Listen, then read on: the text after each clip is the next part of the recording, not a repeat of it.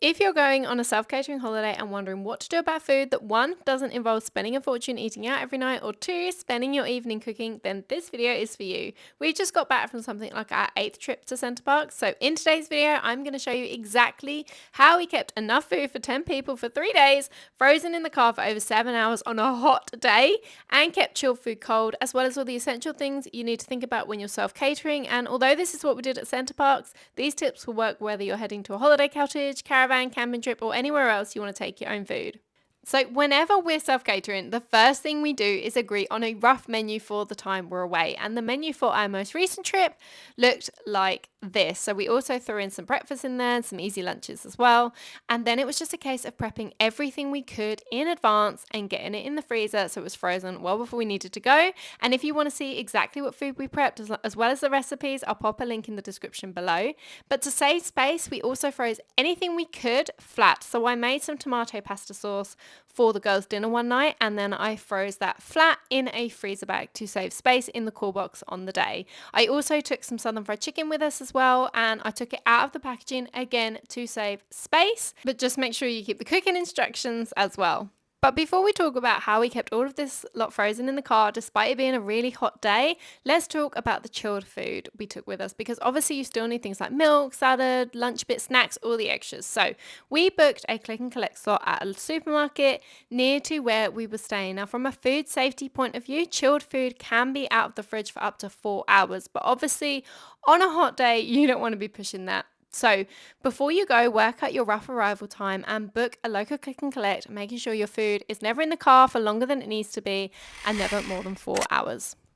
So on the morning we left, we grabbed all of the food out of the freezer around 8 a.m. and the night before we also froze a couple of water bottles to use as extra ice packs. So we started off by grabbing everything we'd prepped and frozen in advance and put it all on the side, mainly so nothing got forgotten. But even with early check-in, this food was going to be in the car for well over 7 hours, and let me tell you, it was a hot day. Now, when you're transporting food you've prepped in advance, especially if you want your food to stay frozen, first things first, get a proper cool box. A cool bag just isn't the same. And when you're using ice packs, spread them out. Don't just put them at the bottom. And thirdly, pack it full, and I mean really full. You want to minimize the amount of airflow in that cool box and keep it closed. Cold air will escape every single time you open it. So once you put your food in, do not open it until you unpack it, and keep frozen food together as it helps keep everything colder for longer.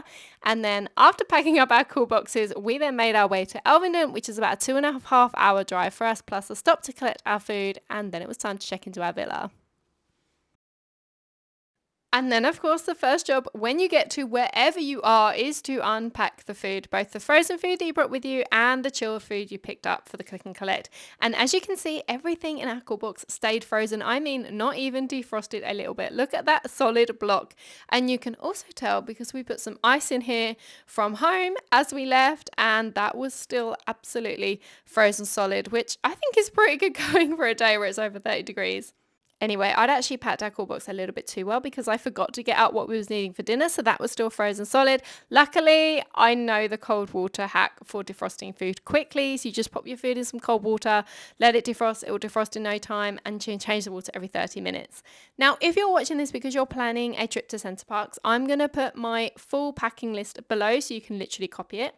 But as an EHO, I'm always going to tell you, no matter where you're traveling to, take a food thermometer. Cooking times can vary on different ovens so much, and you want to make sure that when you're reheating food, it's piping hot.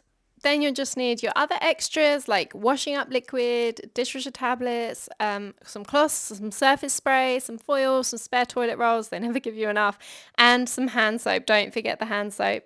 And then it was time for us to enjoy our weekend away, minimal cooking, no stress, and no extra cost eating out. If you want more ways to save money, waste less food, I've got loads more videos on my channel, so make sure you subscribe.